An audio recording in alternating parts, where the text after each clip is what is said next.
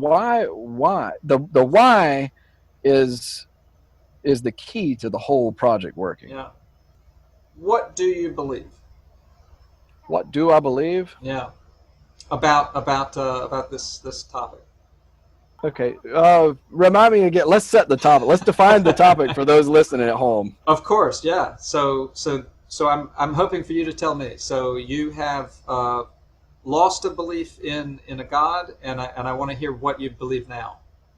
Certainly. Yeah. Can I reframe that Yeah, question, yeah, or yeah, yeah. So this is let's redirect the conversation with a quote that feels apropos. And if you've done any scrolling through my Facebook profile, you'll see that there's this overtly religious overtone to it, and I'll promise you, um, and I'll touch on this a little more later. yeah. Uh, I still think in theological terms, and I probably still speak in theological language, but that God, that too small God, has fallen by the wayside, and there's really nothing that has filled that void. And I guess there's this vast void, this vast chasm between where I was before, perhaps, and where I am now. And when you ask me what do I believe, uh, let's kind of investigate some of these individual tenets, some of the stuff that comes up in the conversation as Okay. belief, if that What? makes sense. Well, so maybe this is not what you're asking for, but how about we do just a yes no, lean true, lean false kind of rapid Fair fire? enough. Okay. Let's All right. go. Do you believe in? We'll start big. Do you believe in the Christian God? Does the Christian God exist? No, lean Lean false. away from that. Okay. Yes.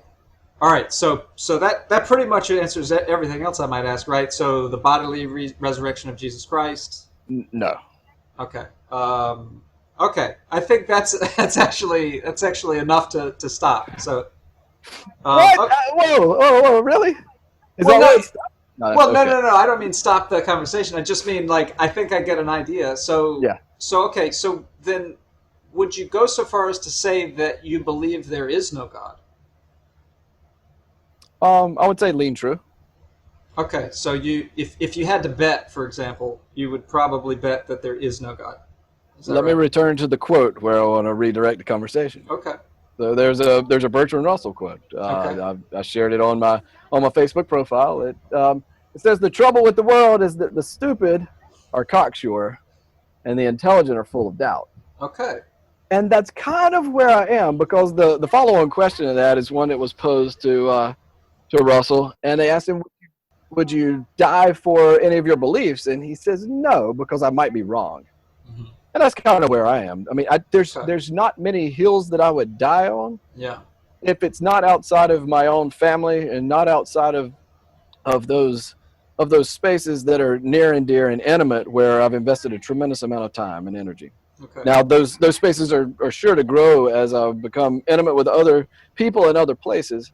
But it's a pretty small circle Yeah. where I hold beliefs that I would die. Okay. All right. So I'm gonna try asking to maybe make this more concrete. If you're not comfortable with this, that's fine. But if we could make a scale where 100 would be you're completely certain there is a God, no doubts whatsoever, and 0 would be you're completely sure there is no God, no doubts whatsoever. Could you find a place on that scale to stake a claim? Certainly, and I think Richard Dawkins poses that question in The God Delusion. Toward the far right end of that spectrum, it says the probability of there being a God is infinitesimally small. The probability is just so low. You're not going to dismiss it entirely, but you're not going to buy it wholesale. Okay. And so that's kind of where I rest. Okay. So something at least as extreme as a 1% or something like that. Probably less than 1%, Okay. but it's Yeah, yeah, yeah, yeah. Very unlikely is what I'm hearing. yes, yes. Okay. All right. All right. Fantastic.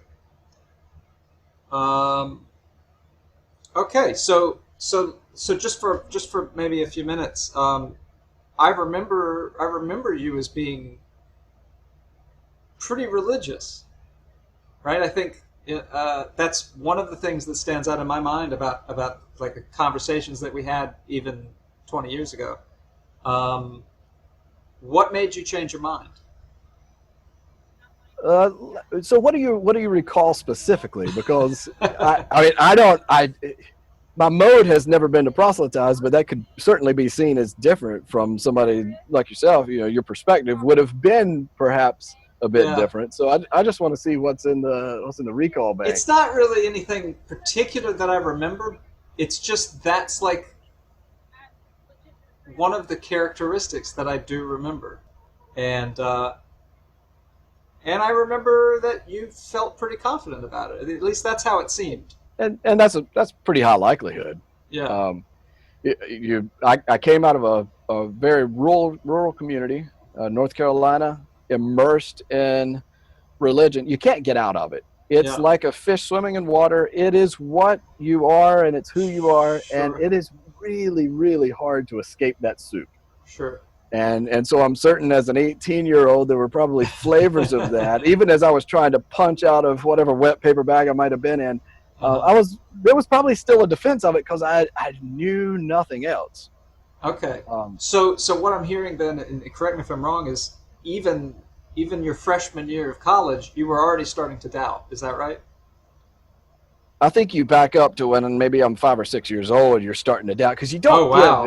in. I mean, I'm whether I'm being honest about it or not. I like to think that I'm a pretty objective thinker, Okay. and there's it doesn't take a whole lot to kind of pick apart some of the stories, and you're like, ah, come on, give me a break. That's bullshit. That's clearly bullshit. But you can't say that. You can't say that when you're 5 because you get kicked out, and you get your parents kicked out, and there's Sure. Sure. there's all kinds of problems with that. So I Sure. I haven't ever bought into the I guess the overarching narratives. But I have bought into that sense of community and the community that says, hey, this is noble and this is good. And there should be a whole lot more of this, and more of you should do what we're doing. Uh-huh. And, when 100% of everybody says that, it's really hard to be the lone dissenter. Does that Yeah. make sense? Yeah, absolutely. Okay. So then just to make sure I understand, it sounds like maybe you've been doubting like the factuality of it for a long time.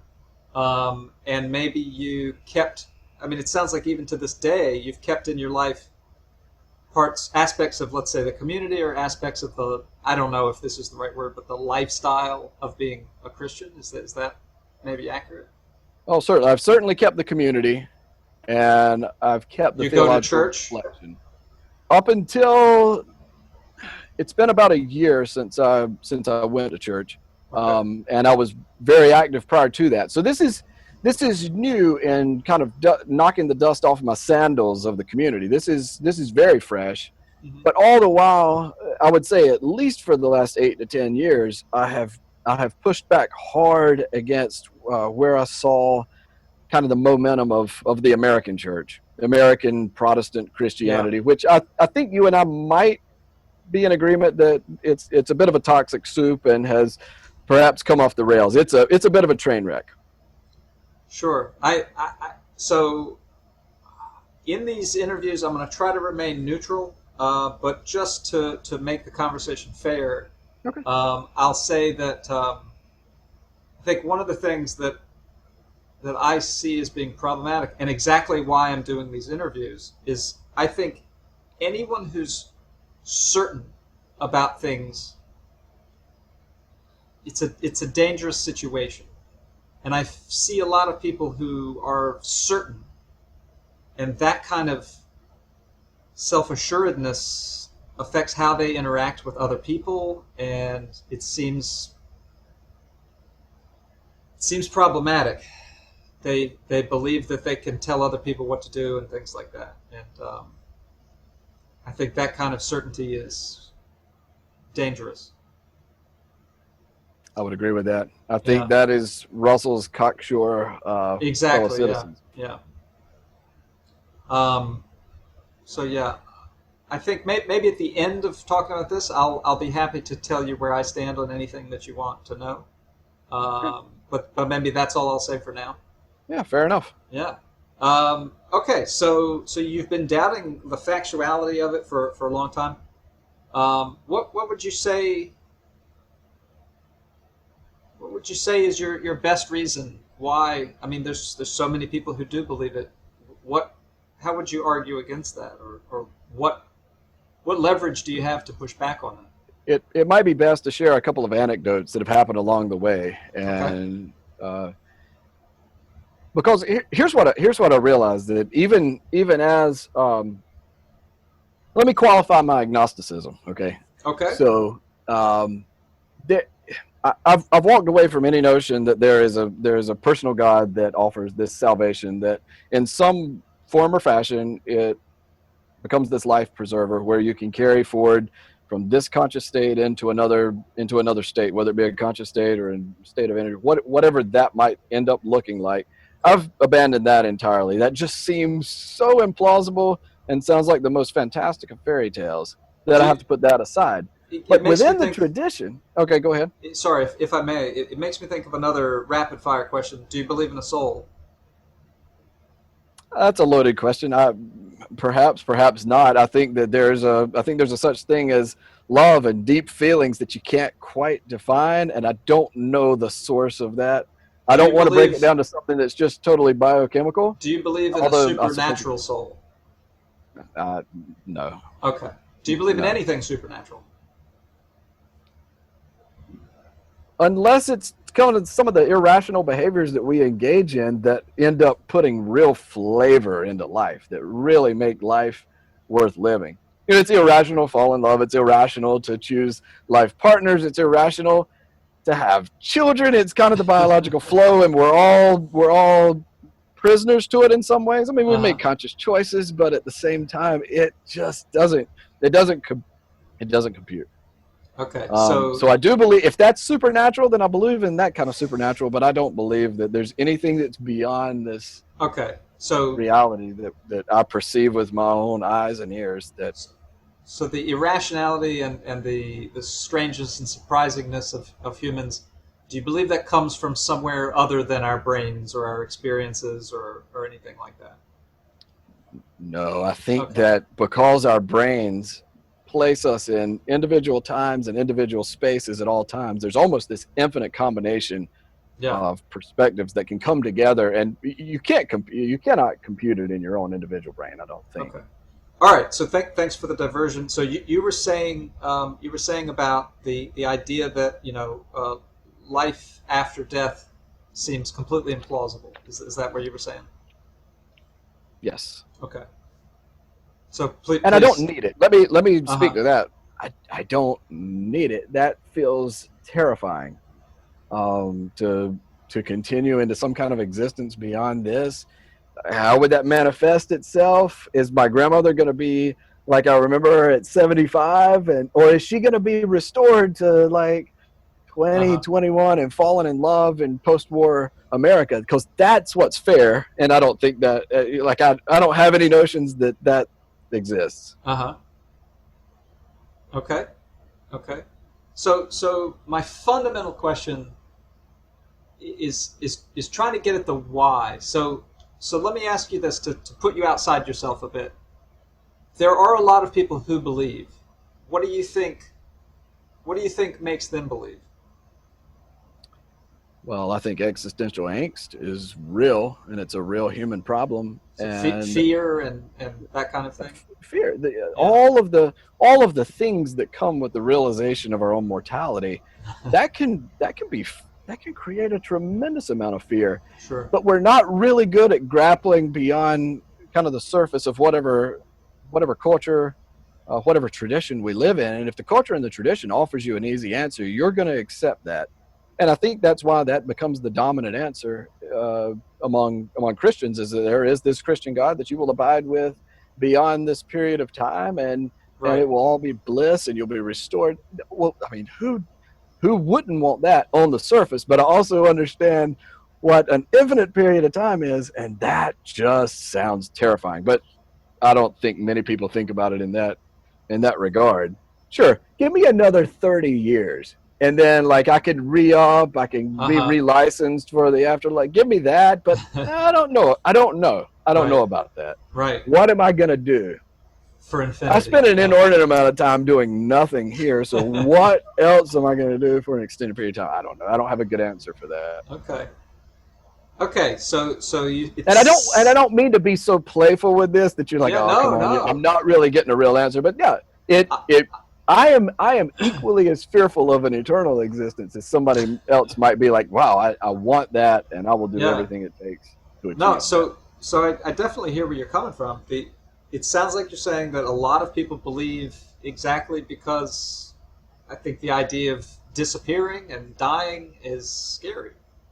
Now, maybe you're also saying that the alternative that Christianity provides is also scary for you. It sounds like the idea of living forever is a little bit scary. You know, if that's the end game, yeah, that's the scary part. Yeah, None of the middle bits are all that terrifying if you really lean into it. yeah, If you really lean into some of the moral and ethical questions, and we're not like in this crazy soup of whatever evangelical Christianity has become, because I think that's what dominates the conversation. uh huh, And I haven't ever identified necessarily as an evangelical Christian, but I've been more contemplative. And I would say that my agnosticism is probably just as contemplative, and I've carried forward some of the same values. sure. So okay, so that makes me think of some other things, right? So fear, I can totally believe that people believe out of fear, and that maybe that's not the best reason to believe something is true. Um, but what would you say to the people who say, you know, where do you get your values from? Where do you get your morals from, if not from a God? I suppose that if I suddenly started speaking another language and I spoke it fluently and I lived in another culture and I became really good at it, I would still be really good at speaking English. And in some ways, I can't just go back and change the last 37 years of my life where Uh I've huh. been thrust in this culture. I mean, I'm culturally conditioned to think in certain ways. Okay. That's just I can't escape that, and I won't really make an apology for it. Um, but I'll say this. Let me lean back into the baptismal vow that I took. I wasn't baptized as a child. I was Okay. baptized as a teenager, Okay. and I grew up in the Methodist Church. So one part of that baptismal vow is that I will resist the evil, injustice, and oppression in whatever forms they present themselves, Okay. and I will carry that forward for as long as I breathe. Right. I'm not going to walk away from that because I think that's a fundamental value, and the moment that we abandon that, I think we're no better than some other religious communities that kind of abandoned their way and have been more destructive than they have been a Okay. creative community. So what I'm hearing is that you don't see any problem with having morals without them coming from a God. They're coming from society. Is that right? Well, I mean, I believe that all of religion is a human construct. So I think along the way, we've kind of figured some things out. And if somebody put pen to paper and said, hey, it's important that when we say we're going to join this beloved community, this blessed community, we're going to say in front of all the other members that I will resist evil, injustice, and oppression in whatever forms they present themselves. That didn't come out of thin air, but that came from people being people, experiencing the human condition for a long period of time, and I think we realized that there are some things that we can do to one another that would be universally called evil, that would be betrayals of the justice that is demanded, at least in the smallest of communities. Um, and then oppression is kind of like pornography. You can't really define it, but you know it when you see it. Okay. To borrow another explanation. Uh huh. So I can't dispense with that. And if you want to interrogate that, I don't know that I have a good answer of why I can't put that aside, or Uh why I huh. must put that aside. Uh huh. Do you feel like it's conceivable that your belief in justice or in protecting the harmed is that that's coming from a God? No, Okay. no. Because where else could it be coming from? I think it comes from the same place as, hey, perhaps it's good to eat and it's good to collect that bounty that we put before us on the table, and we Okay. will enjoy this good thing and this good blessing. Okay. And And I think that when you bring all that back to strictly religious terms, um, I think that we have this recognition that, at least on the surface, the message in the gospel kind of turns everything on its head. Okay. If the meek shall inherit the earth, and the poor will be blessed, and the mourning, those who mourn will be comforted. Those aren't things that actually happen. Not within the constructs of this civilization that we know now. Okay. Okay. So what I'm hearing is that you find it perfectly reasonable to get morals from somewhere other than God, and that maybe some of the things that the Bible lays claim to in terms of morality maybe don't seem to hold true in your life, or is that accurate? Could you frame that with a particular? Well, when you mentioned the meek inheriting the earth, um, are you suggesting that the meek aren't winning out, or are you suggesting that the meek shouldn't win out, or what was your No, point on I, that? I think no. The meek aren't winning out. The meek Okay. never win out. The Uh-huh. meek never win out. But in the most important sermon that's in there, it's like, hey, maybe there's an alternative to this reality that we live in, where the meek are crushed, the poor are perpetually poor, where those who mourn are in a constant state of mourning because nothing is restored. Nothing is ever restored. It's just waste. And you're constantly oppressed. If it's not the current oppressor, it's the oppressor that we've known before. The if if the if the evangelists, I told you I'm going to speak theologically. So if the Sure. evangelists find it important to put on the lips of Jesus that, hey, we need to speak prophetically into this Roman occupation, that that is no different than how the prophets spoke into the Babylonian exile, Uh-huh. or the run-in with the Assyrians, or all the history of the Hebrew people, because that's where the tradition comes from. And I see that tradition as having written itself to liberation. Okay. And I still found a tremendous value in liberation theology. Matter of fact, one of my favorite books is by James H. Cone. It's The Cross and Lynching Tree. It's Black liberation theology, and it's a bit of a polar work right now, and it's 20 years old. But it's one of those things that once it's injected in conversation tends to break down, because we don't want to look at theology as being a liberating element in the human condition as a tool. We look at it as something other than a tool. We look at it as um, some kind of universal truth, and it doesn't always hold, because the meek Okay. don't always Okay. inherit the earth. All right. So I'm going to just try to restate what I think I'm getting from that, which is maybe there's things related to what Christianity says that are good ideas. Maybe it would be better if the poor had more say in the world, or that they had more opportunities. But instead of looking at these beliefs, or whatever that comes from the Bible, as being prophecies or something, maybe we should look at figuring out how to actually enact them in the world. Yes, certainly, Okay. Okay. certainly. And that Um, maybe distancing ourselves from the mysticism of it all, and seeing things in a more secular way, maybe it would be easier to take concrete steps towards that. Is yes, okay. and I think that was the central work of Rudolf Bultmann back in I guess from the 1920s through post World War II Germany. And if you read some of his writings, you see how he tried to demythologize and Okay. demysticize those stories, and still find elements of truth and elements Right. of value to creating a more perfect social order, I suppose. I've never read anything by him, but it reminds me of the Jefferson Bible, right, where he Oh, removed the sure, yeah. sure, Okay. yeah, Okay. All right. So that's a good overview, I think, of the ethical argument, right? Because my goal here is to push back. I'm going to try to please. tease apart these things. So there's other reasons people use to defend Christianity, right? So a moral one we've talked about. What about the prophecies that are in the Bible?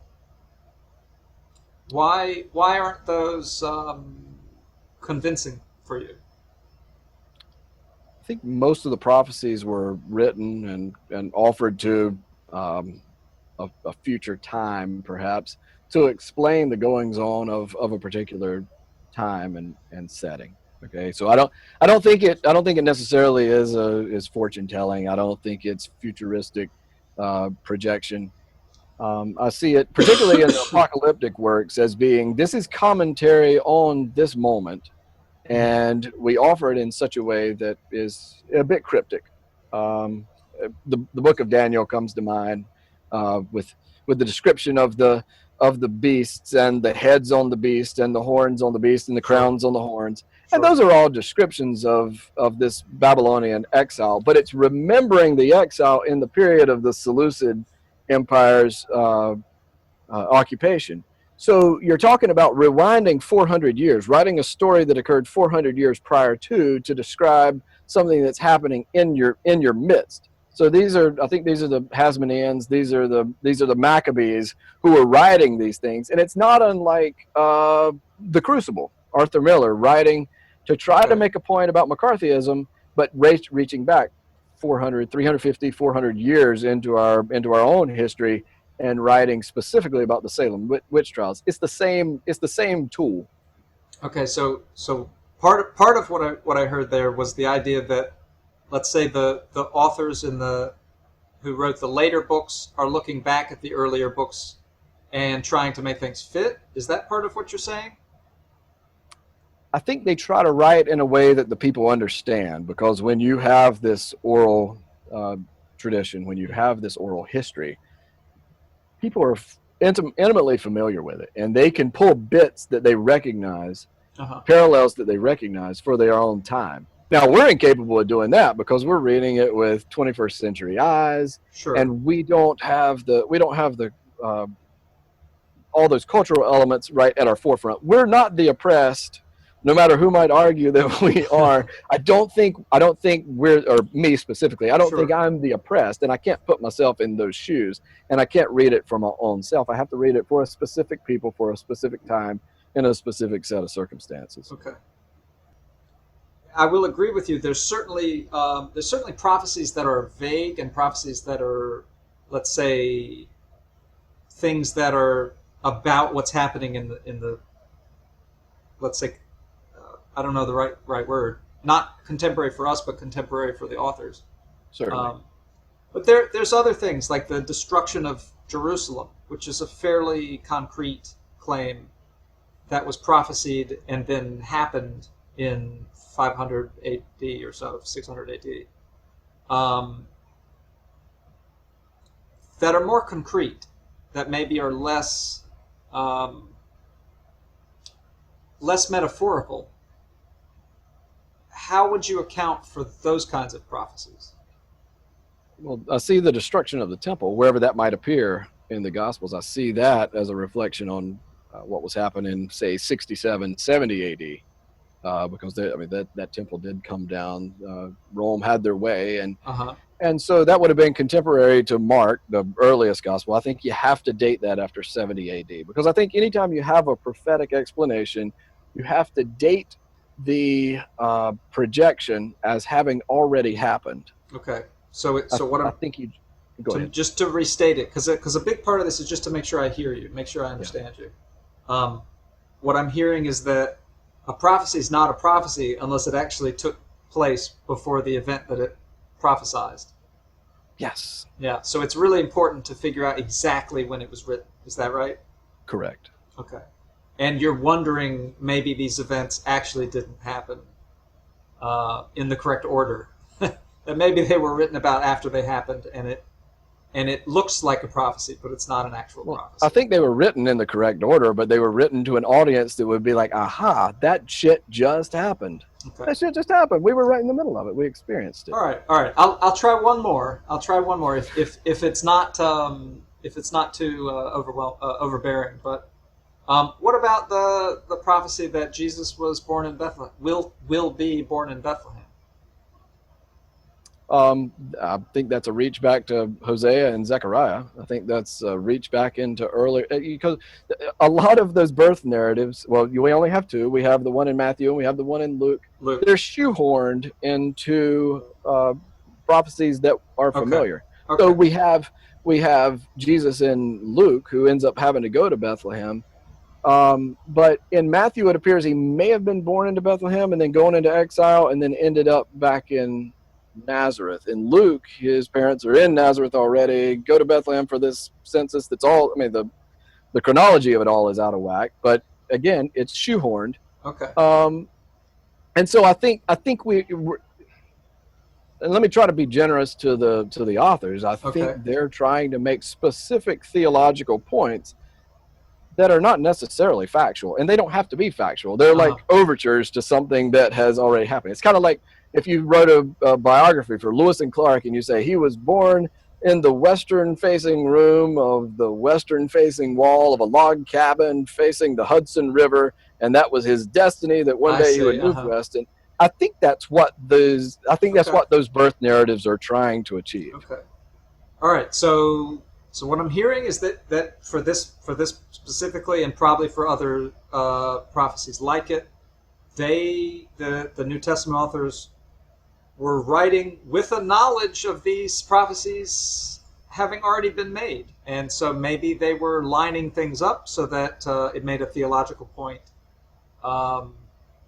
and it maybe he wasn't actually born in Bethlehem, for example. Yeah, well, I don't think it's a maybe. I think they explicitly say the prophet Hosea, the prophet Zechariah said, so it's been fulfilled. And I'm not trying to dismiss any of it, but I think it's a literary tool that carries a tremendous amount of power.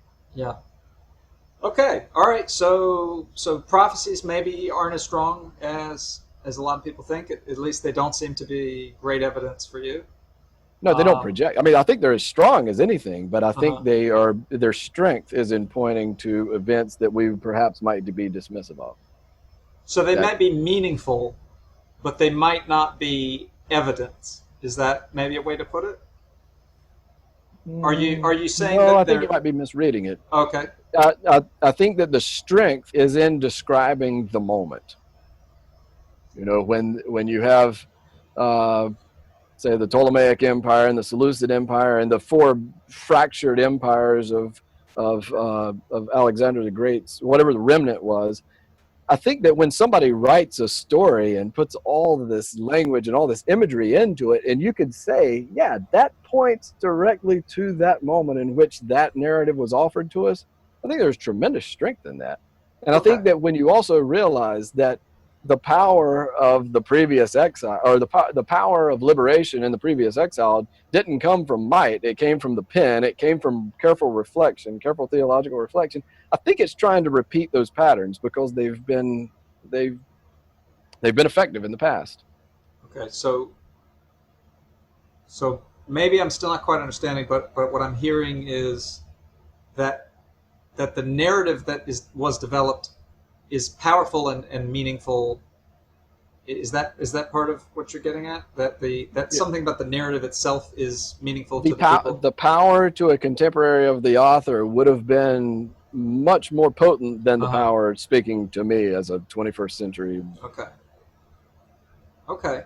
Reader. All right. So I've tried listing a couple of things that I've heard people use as evidence for God. What to again step out of yourself, what do you think is the best evidence that these things were factually true? Like, what is there anything that makes you stop and go, well, okay, I'm not quite sure what to make of that?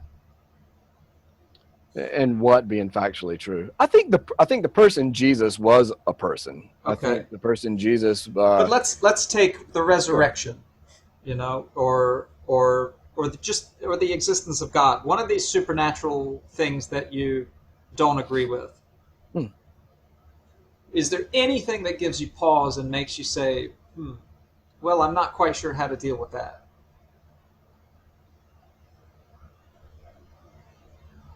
No. No. That's what I'm hearing. Okay. I don't know. Okay. No. All right, I'm not going to go revisit it and be like, God, What am Right. I? What am I? I mean, I didn't just start thinking about these things last night. Yeah. I've spent Of a lot of time. course. And if Of you course. imagine this, the thumb being on me for a lot of my life and saying, Of hey, course. these are kind of the tenets that you have to at least ascend to, Of course. or give assent to, intellectual assent to, then otherwise you don't belong.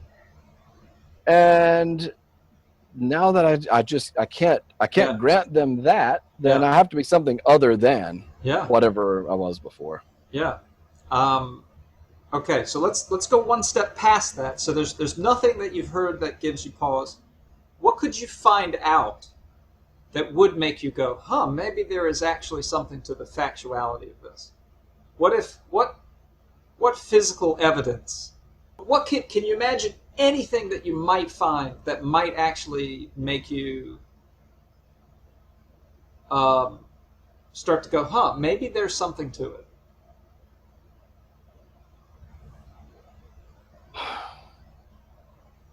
Honestly, um, I mean, I suppose if Jesus Christ Himself showed up in my Okay, yard and made a great, pronouncement, I'm back, and then great. I, but So I he appears He on your appears. porch. He appears on your porch next to He you. Yeah. appears on my porch. Okay. He appears on my porch. And I he am says, not. Andrew, I have a message for you. If now would seem like a perfect time to be like, hey, what are you doing? What are you doing? What are Uh you huh. doing?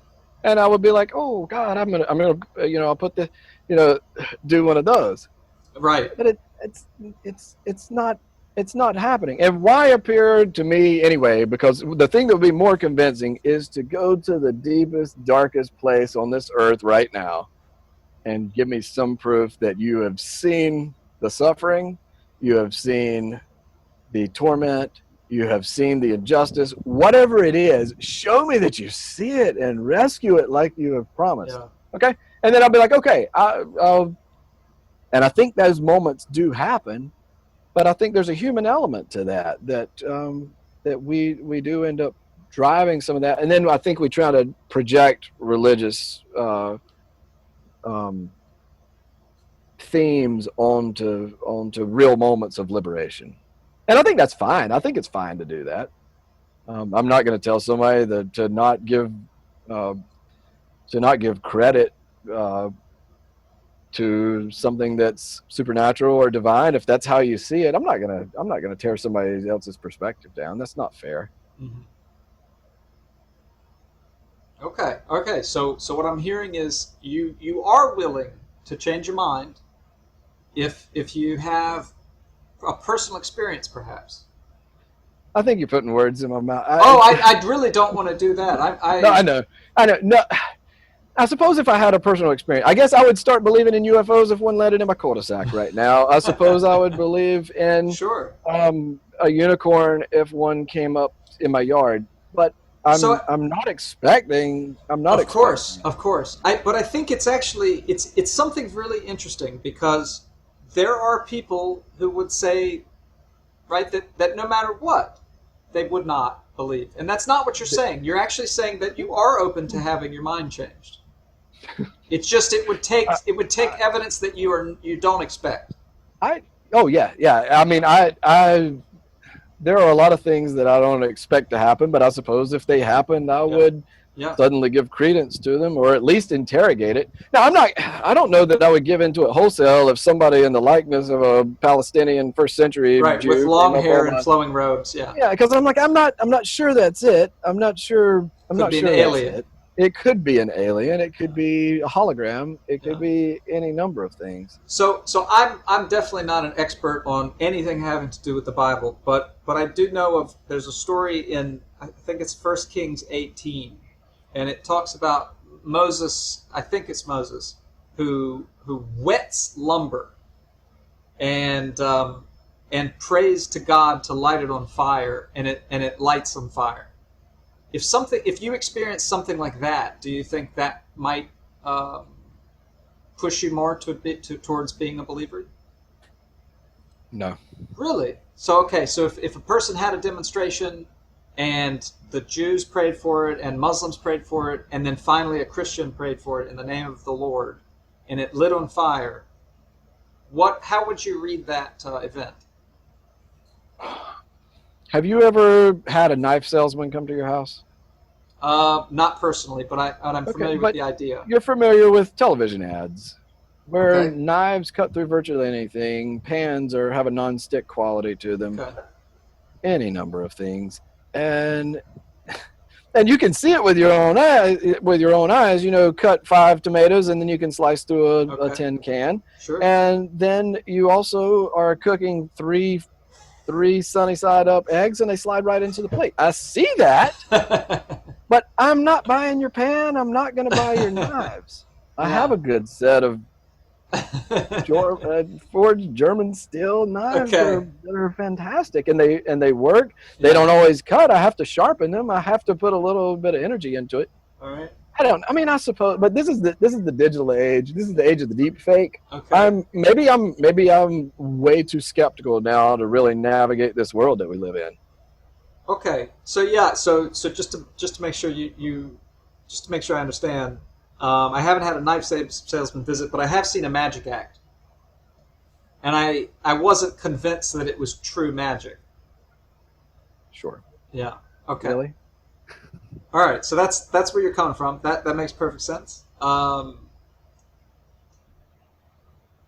So are you at all worried that maybe you're not open to the idea of being wrong?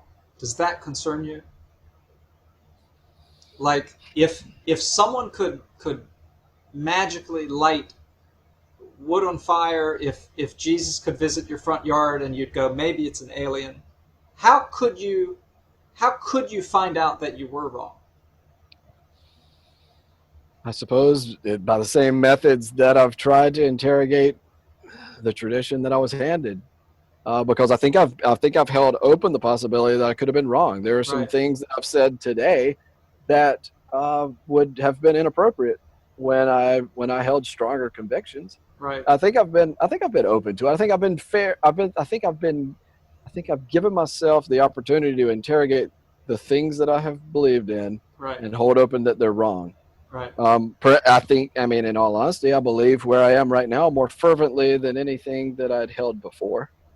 But it's been pretty Right. careful that I've gotten to this point. I You haven't been. said, I don't feel like I've just dismissed it all oh yeah, wholesale sure, and sure. move on. And you did say that you weren't at 0%. You were just somewhere under 1%. Right? So Yes, that I so said you're that. but you're leaving. I'm actually saying this as a compliment. You're leaving yourself room to be wrong.